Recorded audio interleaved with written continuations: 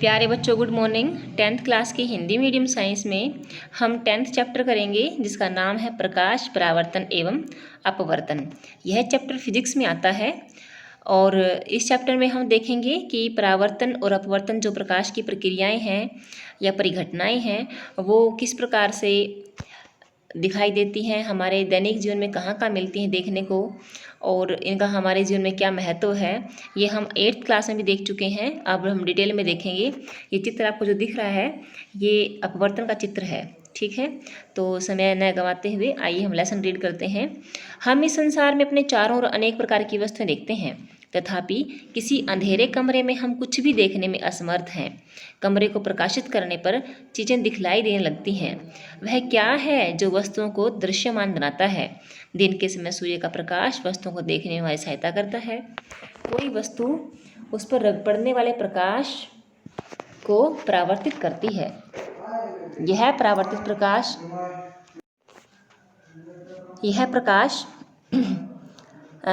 प्रकाश जब हमारी आंखों द्वारा ग्रहण किया जाता है तो हमें वस्तुओं को देखने योग्य बनाता है।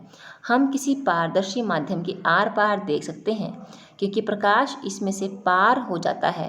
प्रकाश से संबद्ध अनेक सामान्य एवं अद्भुत परिघटनाएं हैं, जैसे दर्पणों द्वारा प्रतिबिंब का बनना, तारों का टिमटिमाना, इंद्रधनुष के सुंदर रंग, किसी माध्यम द्वारा प्रकाश को मोड़ना आदि।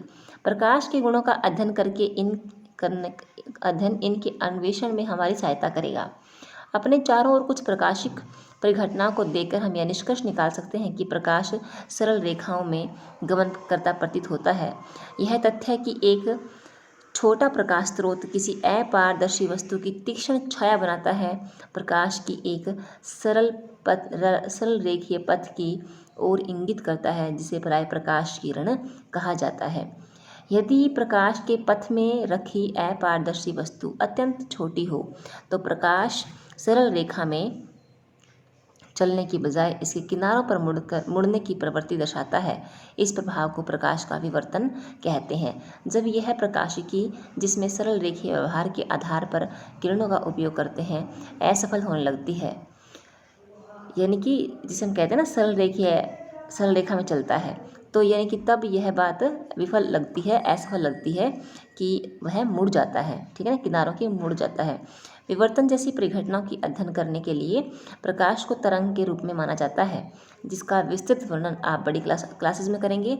20वीं शताब्दी के प्रारंभ में यह स्पष्ट हो गया कि प्रकाश की द्रव्य के साथ अन्योन्य क्रिया के विवेचन में प्रकाश का तरंग सिद्धांत अपर्याप्त है, यानी कि तरंग भी है प्रकाश और किरण भी है। प्रकाश की सही प्रकृति के बारे में यह उलझन कुछ वर्षों चलती रही, जब तक कि प्रकाश का आधुनिक क्वांटम सिद्धांत उभरकर सामने नहीं आया, जिसमें प्रकाश को न तो तरंग माना गया है, न ही कण।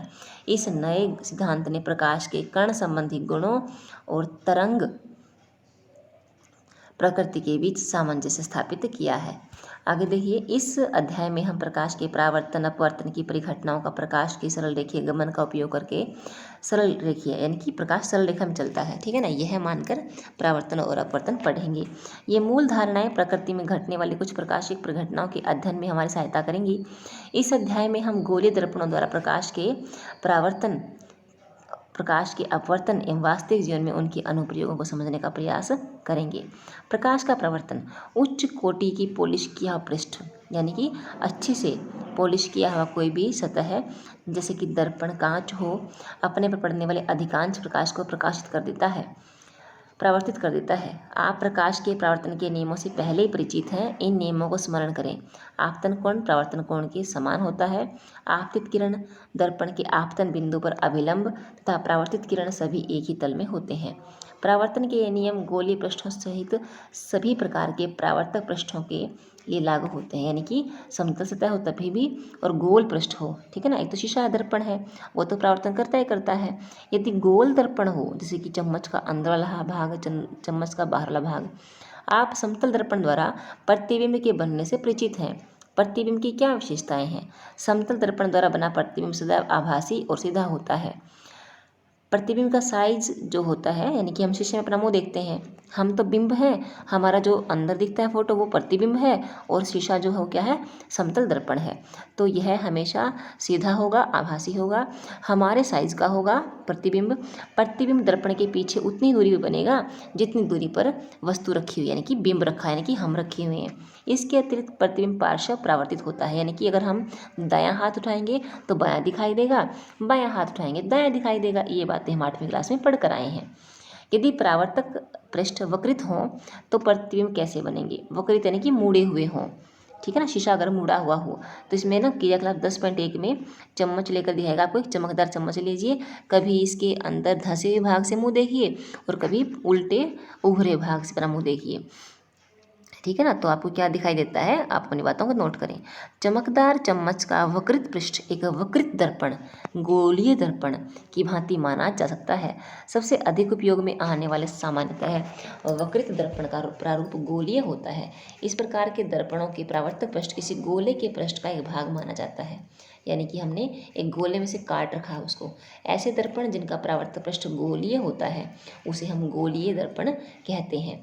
अब हम गोलीय दर्पणों के बारे में कुछ विस्तार से पढ़ते हैं। आइए, गोलीय दर्पण। गोलीय दर्पण का परावर्तक पृष्ठ अंदर की ओर या बाहर की ओर धंसा हुआ या बाहर की ओर उभरा हुआ, मुड़ा हुआ हो सकता है। गोलीय दर्पण जिसका परावर्तक पृष्ठ अंदर की ओर अर्थात गोले के केंद्र की ओर, देखिए, जिसका परावर्तक पृष्ठ गोले के केंद्र की ओर मुड़ा हुआ है वह अवतल दर्पण कहलाएगा। 1 मिनट रुकिए, ये देखिए, ये आपको दिख रहा है चित्र ए। इसका जो काला वाला भाग है ना, काला वाला भाग है वो क्या है, वो परावर्तक है, और जो ये भूरे भूरे रंग का या ग्रे कलर का कहें, ये ग्रे कलर है, ये क्या है, ये पॉलिश है। इसी प्रकार देखिए अवतल दर्पण जो है, एक ना इसको पूरा करो, ऐसे लग रहा है जैसे कि चूड़ी का टुकड़ा है ये, तो चूड़ी को पूरा करो तो क्या लगेगा कि ये अवतल दर्पण है ना, चूड़ी के सेंटर के ओर मुँह किए हुए है, ठीक है ना। तो अवतल दर्पण को तो लेंगे जो जिसका परावर्तक भाग इसके गोले के केंद्र की ओर मुँह किया हुआ हो, और उत्तल दर्पण किसे लेंगे, जिसका परावर्तक भाग गोले के केंद्र से दूर मुँह किए हुए हो, ठीक है। अब इसमें पढ़ेंगे, ये काफ़ी नीचे चला गया, ये देखिए,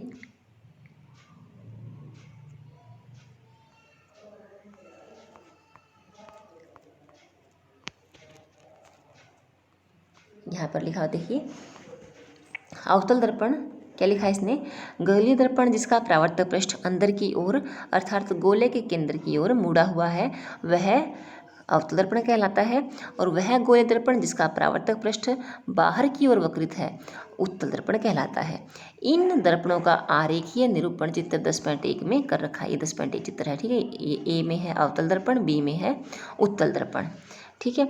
इनके चित्र मिलाकर देखें आप, आपको आसानी समझ में आ जाएगा। ये हम 8वीं क्लास में कर चुके हैं, बिल्कुल नए नहीं हैं। इन दर्पणों का आरेखीय निरूपण चित्र 10.1 में किया गया है। इन चित्रों में नोट कीजिए कि दर्पणों का पृष्ठभाग छायांकित है। इन चित्रों में नोट कीजिए कि दर्पण का पृष्ठभाग छायांकित है। अब आप समझ सकते हैं कि चम्मच का अंदर की ओर वक्रित पृष्ठ लगभग अवतल दर्पण जैसा है, और चम्मच का बाहर की ओर उभरा भाग लगभग उत्तल दर्पण जैसा है। तो गोलीय दर्पणों के बारे में और अधिक ज्ञान प्राप्त करने से पहले हम कुछ शब्दों और पदों यानी कि टर्म्स को जानें और उनका अर्थ समझें। ये गोलीय दर्पण से जुड़े हुए हैं, और अगर हमने ये शब्द सीख लिए तो गोलीय दर्पणों को समझना आसान हो जाएगा। ये शब्द गोलीय दर्पणों के बारे में चर्चा करते समय सामान्यतः प्रयोग में आते हैं। गोलीय दर्पण के परावर्तक पृष्ठ के केंद्र को दर्पण का ध्रुव कहते हैं। यह दर्पण के पृष्ठ पर स्थित होता है। ध्रुव को प्राय पी अक्षर से निरूपित करते हैं। देखिए गोलीय दर्पण के परावर्तक पृष्ठ के केंद्र को, ये देखिए, ये देखो, इसमें नहीं दिखा रखा चित्र में, नीचे देखो, ये देखिए, ये दिख रहा है को दर्पण, दर्पण के ऊपर एक पी शब्द दिख रहा है, यहाँ पे डॉट लगी हुई है। ये पी शब्द क्या है, ये पी पॉइंट क्या है, ये ध्रुव है, क्योंकि ध्रुव को इंग्लिश में पोल कहते हैं, ठीक है बेटे। तो देखिए क्या लिखा है इसने, गोलीय दर्पण के परावर्तक पृष्ठ के केंद्र को दर्पण का ध्रुव कहते हैं। यह दर्पण के पृष्ठ पर स्थित होता है। ध्रुव को प्राय पी पोल अक्षर से निरूपित करते हैं। गोलीय दर्पण का परावर्तक पृष्ठ एक गोले का भाग है। गोलीय दर्पण का परावर्तक पृष्ठ एक गोले का भाग है। इस गोले का केंद्र गोलीय दर्पण का वक्रता केंद्र कहलाता है। यह अक्षर C से निरूपित किया जाता है।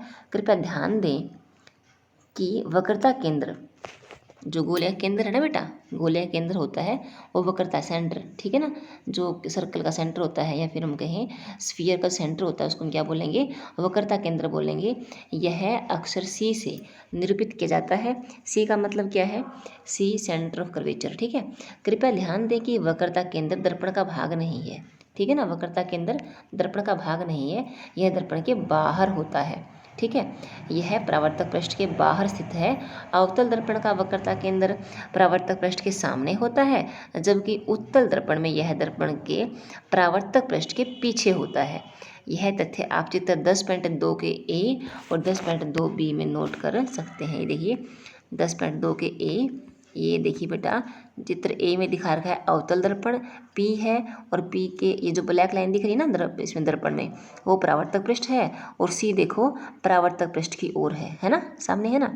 अब देखो बी में क्या है, चित्र बी में जो काले रंग की लाइन है वो क्या है, परावर्तक सतह है, ठीक है, परावर्तक सतह है, और उसके पीछे की ओर है सी सेंटर ऑफ कर्वेचर, ठीक है। इसमें जो सेंटर ऑफ कर्वेचर है वक्रता के अंदर C है, वो दर्पण के परावर्तक सतह की ओर है, और इसमें परावर्तक सतह से पीछे की ओर है, ठीक है। आगे देखते हैं, यह तथ्य आप चित्र 10.21 में ए बी में नोट कर सकते हैं। गोलीय दर्पण का परावर्तक पृष्ठ जिस गोले का भाग है, गोलीय दर्पण का परावर्तक पृष्ठ जिस गोले का भाग है उसकी त्रिज्या दर्पण की वक्रता त्रिज्या कहलाती है। उसकी त्रिज्या दर्पण की वक्रता त्रिज्या कहलाती है। इस अक्षर R से निरूपित किया, इसे अक्षर R से निरूपित किया जाता है। ध्यान दीजिए कि PC दूरी जो है, PC दूरी जो है वो क्या है, वक्रता त्रिज्या है, कि पोल से C, ध्रुव से वक्रता केंद्र C तक की जो दूरी है वो वक्रता त्रिज्या कहलाएगी। इसे हम R से दिखाते हैं, R मतलब रेडियस। गोलीय दर्पण के ध्रुव और वक्रता त्रिज्या से गुजरने वाली सीधी रेखा जो है वो मुख्य अक्ष कहलाती है। याद कीजिए कि मुख्य अक्ष दर्पण के ध्रुव पर अभिलंब है। आइए दर्पण से संबंधित एक महत्वपूर्ण शब्द को क्रियाकलाप द्वारा समझें। अब इसमें बात करेगा ये फोकस दूरी की, ठीक है ना, और फोकस दूरी मैं आपको कल सिखाऊंगी। तो आज के लेक्चर में इतना ही, इसी के साथ थैंक यू। तो आप इन दोनों चित्रों को समझें, पढ़ें, और PCFE जो है जितने भी संभव हो सके इनके चित्र बनाएं और परिभाषाएं लिखें, ठीक है बेटा। इसी के साथ आज के लेक्चर में इतना ही, थैंक यू।